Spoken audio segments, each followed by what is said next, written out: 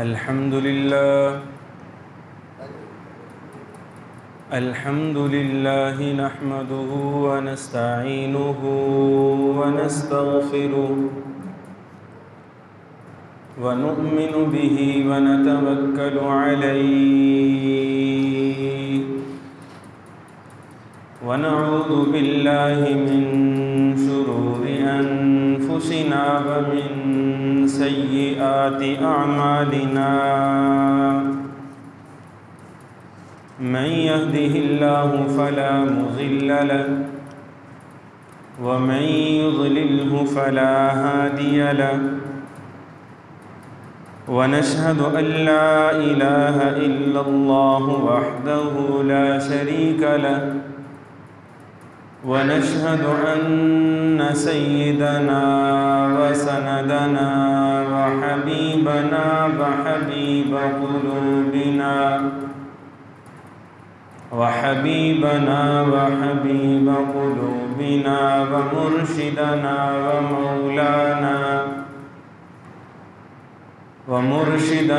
व मौलाना मुहम्मदन अब्दुहु व रसूलुहु। अम्मा बअदु फ़अऊज़ु बिल्लाहि मिनश शैतानिर रजीम। बिस्मिल्लाहिर रहमानिर रहीम। वअतसिमू बिहब्लिल्लाहि जमीअन वला तफ़र्रक़ू वज़्कुरू निअमतल्लाहि अलैकुम इज़ कुन्तुम अअदाअ फ़अल्लफ़ बैन क़ुलूबिकुम फ़अस्बहतुम बिनिअमतिही इख़वाना व कुन्तुम अला शफ़ा हुफ़रतिन मिनन नार फ़अन्क़ज़कुम मिन्हा कज़ालिक युबय्यिनुल्लाहु लअल्लकुम तहतदून। वक़ाल अन्नबी सल्लल्लाहु तआला अलैहि वसल्लम ला तसुब्बू अस्हाबी फ़लौ अन्न अहदकुम अनफ़क़ मिस्ल उहुदिन ज़हबा मा बलग़ मुद्द अहदिहिम वला नसीफ़ा।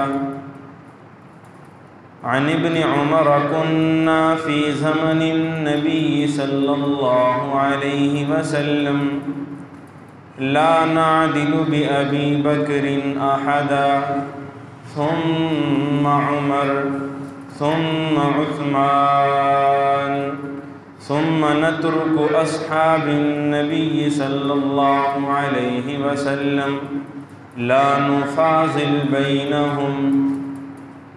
वक़ाल अन्नबी सल्लल्लाहु तआला अलैहि वसल्लम इज़ा रअय्तुमुल्लज़ीन यसुब्बून अस्हाबी फ़क़ूलू लअनतुल्लाहि अला शर्रिकुम। सदक़ल्लाहुल अज़ीम व सदक़ रसूलुहुन नबियुल करीम व नहनु अला ज़ालिका लमिनश शाहिदीन वश्शाकिरीन वल्हम्दुलिल्लाहि रब्बिल आलमीन। दुरूद पाक। अल्लाहुम्मा सल्लि व सल्लिम अलन नबिय्यिल उम्मी व अला आलिहि व सहबिहि। अल्लाहुम्मा सल्लि व सल्लिम अलन नबिय्यिल उम्मी व अला आलिहि व सहबिहि। अल्लाहुम्मा सल्लि व सल्लिम अलन नबिय्यिल उम्मी व अला आलिहि व सहबिहि। रब्बि इश्रह ली सदरी व यस्सिर ली अमरी वहलुल उक़दतम मिन लिसानी यफ़क़हू क़ौली। रब्बि यस्सिर वला तुअस्सिर वतम्मिम बिल खैर वबिक नस्तईनु या फ़त्ताहु या अलीम। रब्बि ज़िदनी इल्मन नाफ़िआ। अल्लाहुम्मा रब्बि ज़िदनी इल्मन नाफ़िआ या रब्बि ज़िदनी इल्मन नाफ़िआ।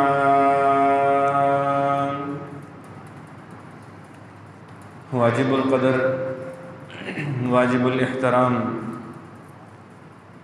मुअज़्ज़ज़ दोस्तों, बुज़ुर्गों, साथियों,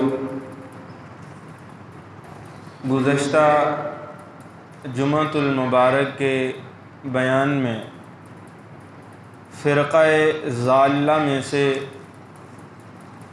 एक फ़िरक़ा जिसे रवाफ़िज़ या तशय्यो कहा जाता है, उसकी एक दो तारुफ़ी बातें मैंने आपके सामने अर्ज़ की थीं और तमहीदन आज फिर अर्ज़ करता हूँ कि रसूलुल्लाह सल्लल्लाहु तआला अलैहि वसल्लम ने एक मौका पर अस्हाबे नबी सल्लल्लाहु अलैहि वसल्लम के सामने 73 फ़िरक़ों का बयान फरमाया और उनमें से सिर्फ़ एक फ़िरक़े को फ़िरक़ा नाजिया, फ़िरक़ा सिरात मुस्तकीम या जन्नती फ़िरक़ा बतलाया है। उस एक के अलावा बाकी 72 फ़िरक़ों को रसूलुल्लाह सल्लल्लाहु अलैहि वसल्लम ने ज़ाल और गुमराह फ़िरक़ों में शुमार किया है और सब को जहन्नमी कहा है। मुअज़्ज़ज़ सामीन, आगे जाकर इन तमाम फ़िरक़ों की मुख्तसर सी वज़ाहत कि ये 72 फ़िरक़े कौन से हैं और इनमें से जो 73वां फ़िरक़ा जो अहले जन्नत और अल्लाह ताला की मर्ज़ी और मंशा खुशनुदी को सामने रखकर ज़िंदगी गुजारने वाला वो कौन सा है और इनके दरमियान बुनियादी फ़र्क क्या है, ये भी इंशाअल्लाह आगे जाके हम समझेंगे। बहरहाल मुअज़्ज़ज़ सामीन, सबसे पहले बिला तमहीद आज की बात को बयान करने की कोशिश करता हूँ, इस उम्मीद के साथ कि अल्लाह ताला हमें सही तवज्जो के साथ बात करने और सुनने की तौफ़ीक़ अता फ़रमाए और इस नीयत और इरादे के साथ हम बात को सुने और करें कि जो बात सही और हक़ हमारी समझ में आए, अल्लाह ताला उसके मुताबिक हमें अमल की भी तौफ़ीक़ अता फ़रमा दे। अब गुज़श्ता जुमा की बात ही आपके सामने अर्ज़ कर देता हूँ, आपकी तवज्जो और आपका जो ध्यान है उसको लेकर कि गुज़श्ता जुमा में इन्हीं रवाफ़िज़ और तशय्यो के कुफ़रिया अक़ायद व नज़रियात बिल्कुल इख्तिसार के साथ एक आध मैंने आपके सामने अर्ज़ किया, लेकिन जो अर्ज़ किया उसकी आगे पूरी वज़ाहत भी की। लेकिन सुनने में बाद में ये आया कि किसी साथी ने कहा कि मुफ्ती साहब ने आज अहलुस सुन्नत और राफ़ज़ियों को बिल्कुल एक कर दिया है। हालांकि अहलुस सुन्नत से निकालने के लिए ही मैंने राफ़ज़ियों को बयान किया था और उनके कुफ़री अक़ायद और बातिल नज़रियात भी आपके सामने कहे थे, लेकिन तवज्जो इतनी सी होती है कि या फिर आते उस वक़्त हैं कि जब बात तमहीद भी निकल चुकी होती है, उसूली जो बातें होती हैं वो भी निकल चुकी होती हैं, आखिर जब ख़ातिमा और इख्तिताम हो रहा होता है उस वक़्त एक आध बात सुन के फिर जो है वो कोई हुक्म लगा दिया जाता है। हालांकि ये बिल्कुल जो है वो इंसाफ के तकाज़ों के ख़िलाफ़ बात है। तो बहरहाल इस तरह न किया करें, बात को तवज्जो से खुले दिल से आप समाअत किया करें। मैंने पहले भी आपके सामने अर्ज़ किया कि मेरा मिजाज नहीं है इन बातों में पढ़ना, लेकिन आपने छेड़ कर मजबूर किया है। अब जब आपने मजबूर किया है तो अब आपको खुले दिल से सुनना भी चाहिए। अगर हम बयान करने की हौसला और हिम्मत कर रहे हैं तो आप सिर्फ सुनने का हौसला और हिम्मत कर लें भाई, और फिर इसको सही समझें। इसलिए कि अगरचे किसी वजह से ये सारे मवाज़े और मौज़ूआत बयान किए जा रहे हैं, लेकिन ये मकासिद से खाली नहीं है। और मैंने बड़ी वजाहत पिछले जुमे में इब्तिदा में की थी कि जो इसके अगराज़ और मकासद और जो वजहें हैं वो क्या हैं। बहरहाल उनमें दोबारा बयान करूँगा तो फिर 5-7 मिनट निकल जाएंगे और वक्त इतना है नहीं। तो मुअज़्ज़िज़ सामीन, सबसे पहले बुनियादी तौर पे ये समझ लीजिए कि फ़िरक़ा ज़ाल्ला में से, गुमराह फ़िरक़ों में से एक फ़िरक़ा रवाफ़िज़ का भी है। कौन सा है भाई? रवाफ़िज़ का, जिनको राफ़ज़ी कहा जाता है। क्या कहा जाता है? सारे बोलिए जी, क्या कहा जाता है? राफ़ज़ी कहा जाता है। तो मुअज़्ज़िज़ सामीन, असलाफ़ के नज़दीक हज़रत मौलाना अनवर शाह काश्मीरी रहमतुल्लाह ताला अलैह कश्फ़ुल बारी शरह सही बुखारी में जिल्द 2 में इरशाद फरमाते हैं कि सलफ़ के यहाँ रवाफ़िज़ का कुफ़र मुत्तफ़क़ अलैह था, किसी के दरमियान कोई इख्तिलाफ इनके कुफ़र के बारे में नहीं था। अब जो राफ़ज़ी हैं और तशय्यो जो अपने आप को शिया कहते हैं, उस दौर में इनके दरमियान फ़र्क था। राफ़ज़ी और थे और शिया हज़रात और थे। अब इनके जो अक़ायद व नज़रियात हैं वो भी मैं आपके सामने अर्ज़ करता हूँ, लेकिन माबैन फ़र्क समझ लीजिए। अब मुहक्किकीन का कौल ये है कि इस वक़्त सब के सब राफ़ज़ी हैं। शिया जो है अपने आप को कहलाते हैं, वो उस दौर का जो शिया था, जिन अक़ायद व नज़रियात का मालिक, वो आज के दौर में नहीं पाया गया। जो अक़ायद व नज़रियात रवाफ़िज़ के थे, वही अक़ायद व नज़रियात आज के शिया के भी हैं। गोया कि इन्होंने नाम तो शिया रखा हुआ है, लेकिन नज़रियात वही ले रखे हैं, अक़ायद इन्होंने वही ले रखे हैं जो असलाफ़ के दौर में रवाफ़िज़ के थे। अगर इनको राफ़ज़ी कह दिया जाए तो ये बिल्कुल बेजा नहीं होगा। और मुअज़्ज़िज़ सामीन, अब दूसरे नंबर पे इनके अक़ायद व नज़रियात क्या हैं, जो कि कुफ़रिया हैं और जिनकी बुनियाद पर इनको जो है वो इस्लाम से ख़ारिज तसव्वुर किया जाता है, या ये गैर मुस्लिम हो जाते हैं, मुसलमान के दायरा जो है वो इस्लाम से निकल जाते हैं। वो समझने लायक है। जमहूर ने 3 चीज़ें इनके कुफरी अक़ायद में शामिल की हैं, 3 चीज़ों को बयान फरमाया है। उनमें से जो पहली चीज़ बयान फरमाई गई है वो मुअज़्ज़िज़ सामीन अक़ीदा इमामत, नज़रिया इमामत, जिसको मैंने गुज़श्ता जुमा में आपके सामने मुख्तसर बयान किया था।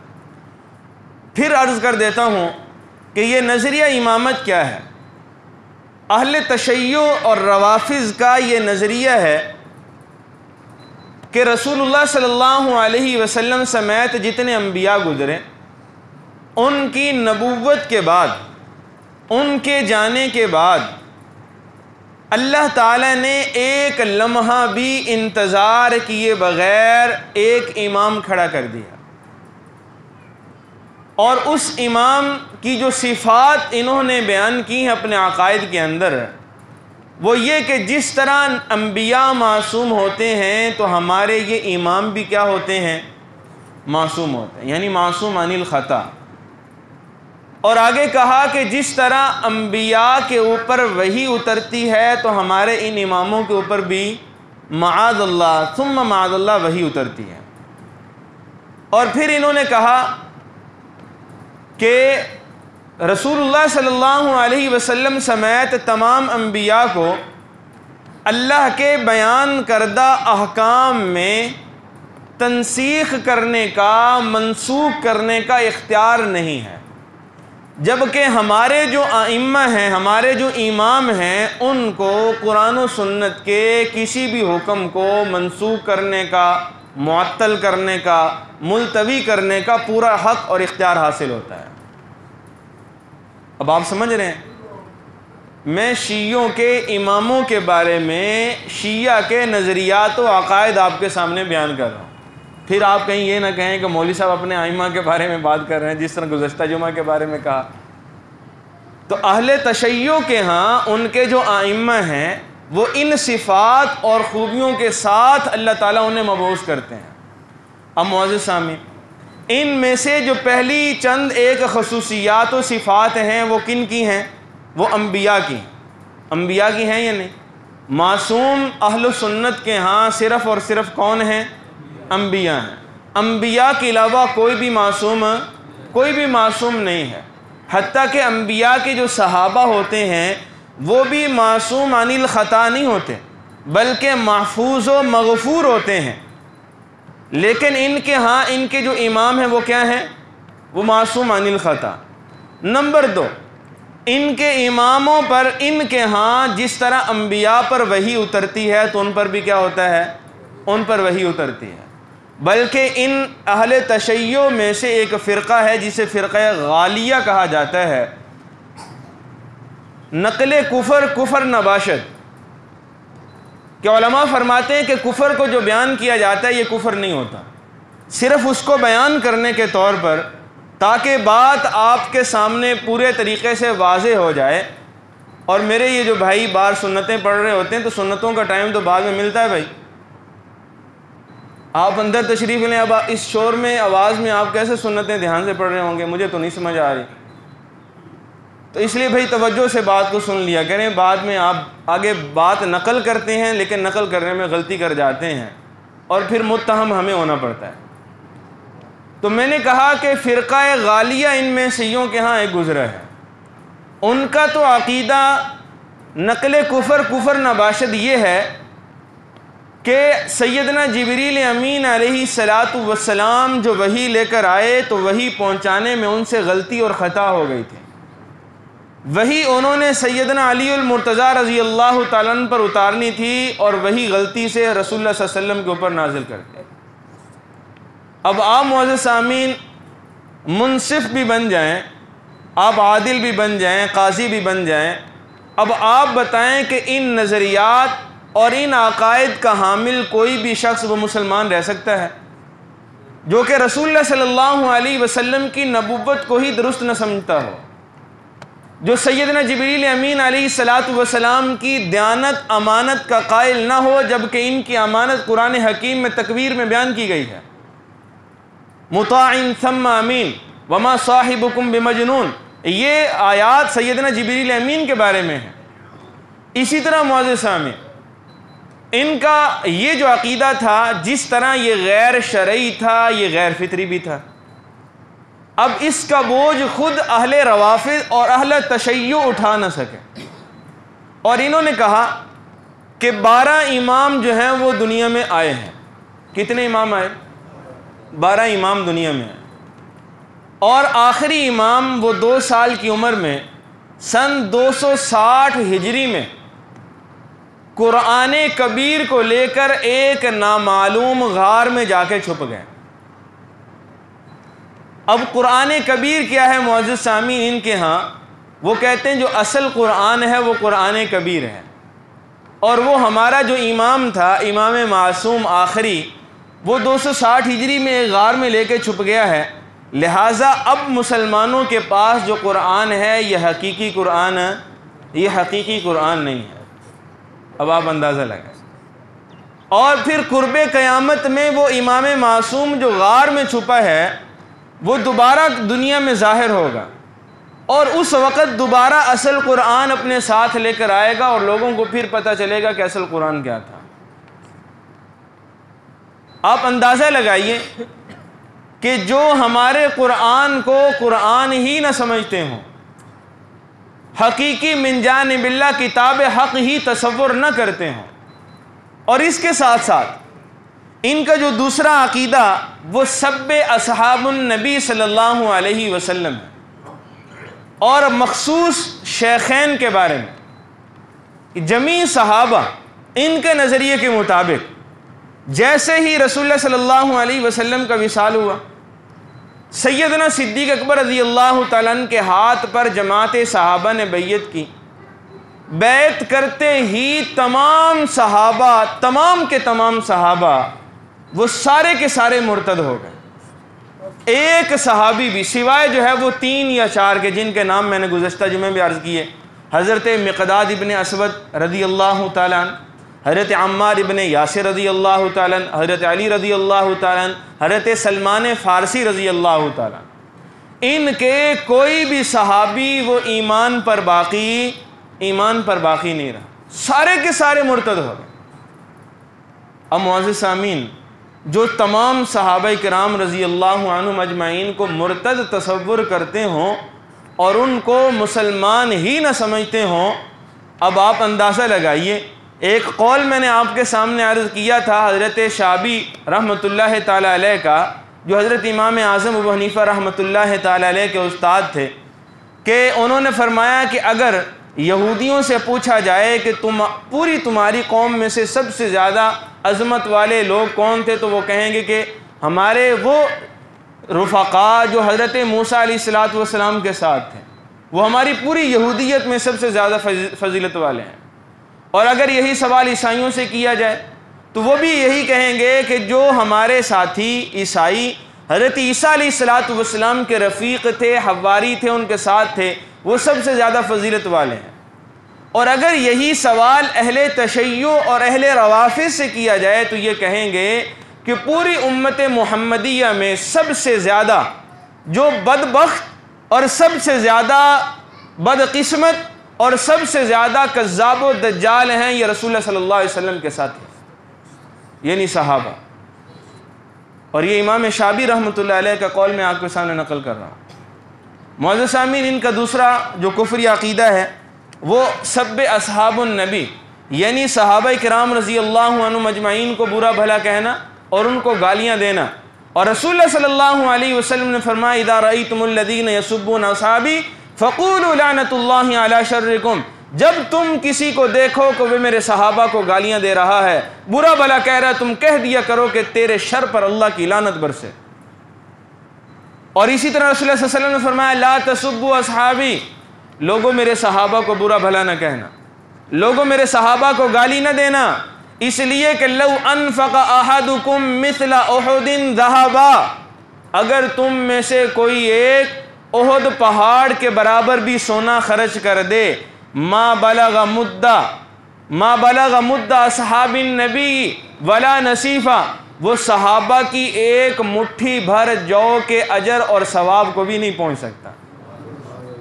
इसलिए कि उनका ईमान, उनका इखलास सोहबत नबी सल्लल्लाहु अलैहि वसल्लम की बरकत से बहुत बुलंद है, और बाद में आने वाला कोई भी उनके मकाम को पहुँच नहीं सकता। और हज़रत इब्न उमर रज़ी अल्लाह तआला के कौल, वो फरमाते हैं कि कुन्ना फ़ी ज़मानिन नबी सल्लल्लाहु अलैहि वसल्लम, हम जब रसूलुल्लाह सल्लल्लाहु अलैहि वसल्लम के ज़माना में थे, ला नादिलु बि अबी बकरिन, हम अबू बकर रज़ी अल्लाह तआला के मुकाबले में किसी को फजीलत नहीं देते थे, यानी सबसे ज़्यादा फजीलत हम किसको देते थे? सैयदना सिद्दीक़ अकबर को। और फिर कहते हैं कि सुम्मा उमर, उसके बाद अगर उनके बाद किसी को फजीलत देते तो किन को देते हैं? हज़रत उमर इब्न ख़त्ताब को। और अगर इनके बाद हम किसी को फजीलत देते तो सुम्मा उस्मान रज़ी अल्लाह अन्हु को फजीलत देते थे। और फिर फरमाते सुम्मा नतरुकु अस्हाबिन नबी ला नुफ़ाज़िलु बैनहुम, इसके बाद हम सहाबा को उनके मकाम और फजीलत पर छोड़ दिया करते थे, किसी सहाबी को किसी के ऊपर हम फजीलत नहीं देते थे। ला नुफ़र्रिक़ु बैन अहदिम मिनहुम, हम उनके दरमियान कोई तफरीक़, कुरान भी तो यही कहता है ना, जो है वो अम्बिया के बारे में, ला नुफ़र्रिक़ु बैन अहदिम मिनहुम, सारे के सारे नबी मिन हैसुन नबुव्वत सब के सब बराबर हैं, मिन हैसुस सहाबियत सारे के सारे सहाबा क्या हैं? सारे के सारे सहाबा बराबर हैं। अक्सर जो है वो जुमला कह दिया करते हैं, और अपनी लाइल्मी की वजह से, दीन से दूरी की वजह से, लाशऊरी की वजह से, कि जी सारे के सारे सहाबा बराबर नहीं थे। भाई देखें, मिन हैसुस सहाबियत सब के सब बराबर हैं, फजीलत में चंद एक को मकाम और रुतबा हासिल है, लेकिन आप किसी सहाबी की सहाबियत का इनकार नहीं कर सकते, और किसी सहाबी की अदालत पर आप शक नहीं कर सकते। इसलिए कि मुहक्किकीन की राय ये है कि ये दो वजहें जो कुफर की मैंने आपके सामने अर्ज़ की हैं, इसके साथ एक तीसरी वजह भी है तहरीफ कुरान की। वो कहते हैं कि अगरचे ये तीन वजहें अमूमन बयान की जाती हैं और इन्हीं की वजह से तशय्यो और रवाफिज़ को काफिर कहा जाता है, गैर मुस्लिम तसव्वुर किया जाता है। लेकिन तहकीकी बात यह है कि वजह सिर्फ और सिर्फ एक है, इनके कुफर की वजह सिर्फ और सिर्फ एक है, और वो कहते हैं अदम एतमाद अला अदालतिन सहाबा। अदम एतमाद अला अदालत सहाबा, यानी सहाबा की अदालत पर, इनके अदल पर अदम एतमाद करना गोया कि ये कुफर है। ये क्या है भाई? ये कुफर है। और यही मुहक्किकीन के यहाँ तहकीकी वजह है जिसकी वजह से अहले तशय्यो और अहले रवाफिज़ वो दायरा इस्लाम से खारिज हो जाते हैं और कुफर में चले जाते हैं। इसके अलावा बाकी जितने उनके कुफरी अकायद और नज़रियात हैं वो आगे इन्हीं की शाखें हैं, इसी में से आगे निकले हुए हैं। अब तहरीफ कुरान उनका अकीदा क्यों बना? इसलिए कि सहाबा पर उनका अदल का एतमाद ही नहीं, सहाबा की अदालत पर एतमाद नहीं। मुअज़्ज़िज़ सामीन, जब सहाबा की अदालत पर एतमाद उठ जाएगा उसका नतीजा क्या निकलेगा? अब कुरान को आगे हम तक किसने पहुंचाया? सारे बोलें, किन्होंने पहुंचाया? ये पिछलों की आवाज़ अभी नहीं आ रही भाई, ये आपका अकीदा और ईमान बोलना चाहिए। कुरान हम तक किन्होंने पहुंचाया? सहाबा ने। हदीस हम तक किन्होंने पहुंचाई? कुरान के नुज़ूल और वही के गवाह कौन हैं? रसूलुल्लाह सल्लल्लाहु अलैहि वसल्लम की नबुव्वत के गवाह कौन हैं? हुजूर की अहादीस के गवाह कौन हैं? उम्महातुल मोमिनीन की तहारत के गवाह कौन हैं? हज़रत आयशा रज़ियल्लाहु तआला अन्हा की तहारत के गवाह कौन हैं? हुजूर के सफ़र और हज़र की गवाहियाँ किन्होंने दी हैं? हुजूर के मदीना के गवाह कौन? सारे बोले। हुजूर के मक्का के गवाह कौन? जब सहाबा गवाह हैं और सहाबा को हमने एतदाल पर मबनी समझा ही नहीं, इनकी अदालत पे हमने शक कर दिया, इनकी अदालत पे हमने एतराज़ कर दिए, शकूक व शुबहात पैदा कर दिए, तो अब जो कुरान उन्होंने आगे उम्मत तक पहुँचाया उस पर एतमाद बाकी रह सकता है? वो अहादीस जो इन्होंने आगे उम्मत तक पहुँचाई पैगम्बर अलैहिमुस्सलाम की, उन पर एतमाद बाकी रह सकता है? गोया के अदम एतमाद अला अदालती सहाबा ये एक ऐसा कुफरिया अकीदा है जो पूरे इस्लाम की इमारत को मुनहदम करने की एक जो है वो कोशिश है। और अगर इस्लाम की इमारत मुअज़्ज़िज़ सामीन मुनहदम हो जाती है तो फिर कौन मुसलमान बाकी बचता है और किसका इस्लाम बाकी महफूज रहता है? इसलिए मुअज़्ज़िज़ सामीन, मैंने शेख अब्दुल कादिर जिलानी रहमतुल्लाह ताला अलैह की एक किताब गुनियतुत तालिबीन का हवाला देकर आपके सामने एक बात अर्ज़ की थी कि हज़रत शेख अब्दुल कादिर जिलानी रहमतुल्लाह ताला ये फरमाते हैं कि रसूलुल्लाह सल्लल्लाहु ताला अलैहि वसल्लम ने जो फ़िरक़ा ज़ाल्ला बयान फरमाए हैं, हुज़ूर ने उस हदीस में कितने फ़िरक़े बयान किए? 72 फ़िरक़े बयान करने के बाद फरमाया कि एक 73वां फ़िरक़ा होगा।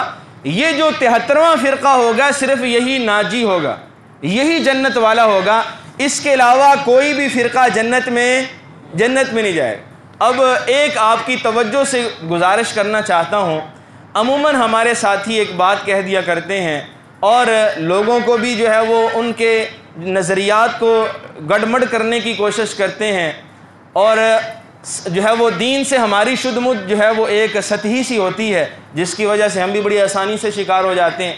आज एक ऐसी उसूली और कुल्ली बात मैं आपके सामने अर्ज़ करना चाहता हूँ। अगर ये कुल्लिया और उसूल आपके जहनों में रहेगा और जब तक ये उसूल बाकी रहेगा आपके नज़रियात पर कोई आदमी कदगन नहीं लगा सकेगा। आपके उसूल पर कोई आदमी, आपके कवायद और अकीदे पर कोई आदमी कदगन नहीं लगा सकेगा। और वो उसूली बात ये है मुअज़्ज़िज़ सामीन के अकीदा, ये जो रसूलुल्लाह सल्लल्लाहु अलैहि वसल्लम ने यहाँ पे फ़िरक़े बतलाए ना भाई ये फ़िरक़े जो होते हैं ये उसूल पर इख्तिलाफ़ की सूरत में सामने आते हैं। यानी अकीदे में अगर इख्तिलाफ़ होगा तो जो इख्तिलाफ़ करता चला जाएगा वो फ़िरक़ों में तकसीम होता चला जाएगा। एक उसूल है और दूसरी चीज़ फ़ुरू है। दूसरी चीज़ क्या है? फ़ुरू कहते हैं आमाल को। आमाल में अगर इख्तिलाफ़ होगा तो उससे फ़िरक़े तश्कील नहीं पाते बल्कि उससे मसालिक तश्कील पाते हैं। लिहाजा अगर कोई ये कहे कि हुजूर ने फरमाया कि एक फ़िरक़ा जन्नत में जाएगा, अब हमें बताएं, देवबंदी कहते हैं कि देवबंदी जाएंगे, वाबी कहते हैं वाबी जाएंगे, ठीक है, बरेलवी कहते हैं बरेलवी जाएंगे। अब मौलवियों ने हमें जो है वो शश व पंज में डाला हुआ है, हम कहाँ जाएं? बरेलवी बने, देवबंदी बने, गैर मुक़ल्लिद बने, क्या बने?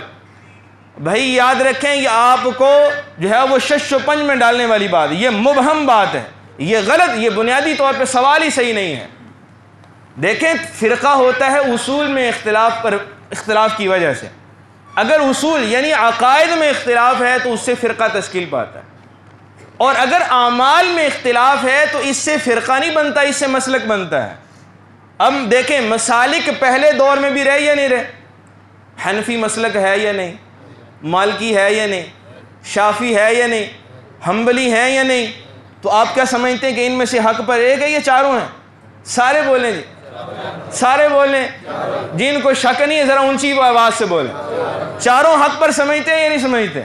और भाई जिस तरह वो चारों इख्तिलाफ होने के बावजूद वो मसलक कहलाते हैं, वो फ़िरका नहीं कहलाते, और चारों के चारों वो हक पर हैं, इसी तरह मुअज़्ज़ज़ सामीन, ये आज के दौर का अहल सुन्नत वल जमात, वो हनफी, वो देवबंदी भी अहल सुन्नत है, वो बरेलवी भी अहल सुन्नत है, वो अहले हदीस और गैर मुक़ल्लिदियत ये भी अहल सुन्नत है। और जिस तरह वो चारों के चारों अहल सुन्नत थे, हक पर थे, ये भी तीनों के तीनों ये अहल सुन्नत का हिस्सा हैं। लिहाजा ये फ़िरक़े नहीं बल्कि ये मसालिक हैं। जिस तरह पहले दौर के मसलक जो हैं वो गुज़रे हैं, ये भी आज के दौर के क्या हैं, और इनका इख्तिलाफ वो उसूल का इख्तिलाफ नहीं है, इनका इख्तिलाफ मुअज़्ज़ज़ सामीन फ़ुरू का इख्तिलाफ है, और फ़ुरू के इख्तिलाफ के नतीजे में जो चीज़ वजूद में आती है उसे मसलक कहते हैं, ना कि फ़िरका। पता नहीं बात समझे या नहीं सर? अगर ये आपके जहन में उसूल बाकी रहेगा तो आपको कोई भी शिकार नहीं कर सकेगा। अब आप जवाब दे सकेंगे हर उस आदमी को जो ये कहे कि देवबंदी हक पर हैं, या जो है वो सुन्नी हक पर हैं, या जो है वो गैर मुक़ल्लिद हक पर हैं, अहले हदीस हक पर हैं। ये तीनों ही हक पर हैं और तीनों ही अहले सुन्नत का हिस्सा हैं। इतनी अदल वाली बात आपको मुमकिन है कोई और ना बताए, ठीक है ना जी? इतनी अदालत वाली बात और इतनी जो है वो सीधी सादी बात और इतने साफ अल्फाज में, ये तीनों हक पर हैं और ये तीनों अहले सुन्नत का हिस्सा हैं। अब ज़रा अगली बात सुनिए। अब जो आदमी इन तीनों से निकलने की कोशिश करेगा वो अहले सुन्नत से खारिज तस्वुर किया जाएगा। और याद रखिए कि अदालत सहाबा पर इन तीनों अहले सुन्नत के फ़िरक़ों का इत्तेफाक है। अगर कोई मुअज़्ज़ज़ सामीन अदालत सहाबा पे हरफ उठाएगा, उंगली उठाएगा, तो वह अहले सुन्नत का हिस्सा, वो ये न समझे कि मैं सलात व सलाम पढ़ता हूँ और इसके बावजूद अहले सुन्नत का हिस्सा रहूँगा, मैं जो है वो देवबंदियों के अफ़कार व नज़रियात का मुअतक़िद हूँ लिहाजा मैं देवबंदी रहूँगा, मैं अहले हदीसियत के अफ़कार व नज़रियात को उठाने वाला हूँ, मैं अहले हदीस बाकी रहूँगा। नहीं भाई, अगर अदालत सहाबा पे उंगली उठा दी तो यह अहले सुन्नत का हिस्सा, सारे बोलिए अहले सुन्नत का हिस्सा, यह अहले सुन्नत से निकल जाएगा। शेख अब्दुल कादिर जिलानी रहमतुल्लाह अलैह ताला ने उन 72 फ़िरक़ों की जो तफसील बताई है, ज़रा बिल्कुल इख्तिसार के साथ, वक़्त आपका पूरा हो चुका है, वो सुनी और बात इस मौजू को यहीं पे मुकम्मल करते हैं। फरमाया कि 73 फ़िरक़ों में से एक फ़िरक़ा है अहले सुन्नत। पहला फ़िरक़ा कौन सा है? अहले सुन्नत। दूसरा फ़िरक़ा है खवारिज का, तीसरा फ़िरक़ा है तशय्यो का, राफ़िज़ियों का, चौथा फ़िरक़ा है मुअतज़िला का, पाँचवा फ़िरक़ा है मुअतज़िला और मरजिया का, छठा फ़िरक़ा है मुशब्बिहा का, सातवां फ़िरक़ा है जहमिया का, आठवां फ़िरक़ा है ज़रारिया का, नौवां फ़िरक़ा है नजारिया का, और 10वां फ़िरक़ा है कलाबिया का। फरमाते हैं कि ये बुनियादी तौर पे 10 फ़िरक़े हैं। अब इनकी आगे मज़ीद शाखें हैं। अहले सुन्नत का सिर्फ एक ही फ़िरक़ा है, मज़ीद अहले सुन्नत का कोई फ़िरक़ा नहीं है। अहले सुन्नत के नज़रिया से जो निकल जाएगा वो इन 10 में से चला जाएगा, किसी एक के फ़िरक़े में दाखिल हो जाएगा। अहले सुन्नत सिर्फ एक हैं, मसालिक आगे जो है वो हो सकते हैं, लेकिन फ़िरक़ा इनमें आगे कोई और नहीं हो सकता। इसी तरह मुअज़्ज़ज़ सामीन, अब ये नंबर शुमार करते चले जाएं। अहले सुन्नत के कितने हो गए फ़िरक़े? ज़रा बोलिए, अहले सुन्नत के कितने फ़िरक़े हो गए? एक। खवारिज 15 किस्म के हैं, खवारिज के 15 फ़िरक़े हैं, 1 और 15 कितने हो गए? 16। तशय्यो के 32 फ़िरक़े हैं, तशय्यो के कितने फ़िरक़े हैं? 32 फ़िरक़े हैं। 16 और 32 कितने हो गए? 48। अब ज़रा गिनते जाइए। मुअतज़िला 6 किस्मों के हैं, मुअतज़िला के आगे 6 फ़िरक़े हैं, 48 और 6, हाँ जी, कितने हो गए जी? हाँ जी, 54 हो गए। आगे मरजिया के 12 फ़िरक़े हैं, मरजिया के कितने फ़िरक़े हैं? 12। कितने हो गए जी? 66। चंद साथी खामोश हैं। ये कितने हो गए? आगे मुशब्बिहा के 3 फ़िरक़े हैं, मज़ीद 3 जमा कर लीजिए, कितने हो गए? जहमिया, ज़रारिया, नज्जारिया, कलाबिया, इनका एक एक फ़िरक़ा है। 4 और शामिल कर लीजिए, कितने हो गए? हाँ जी, हो गए 73 हो गए। ये अभी भी शक में हो? इन 73 में हुजूर ने फरमाया कि सिर्फ एक अहल सुन्नत का फ़िरक़ा वो जन्नती है, बाकी सब जहन्नम में जाएंगे। वमा अलैना इल्लल बलाग।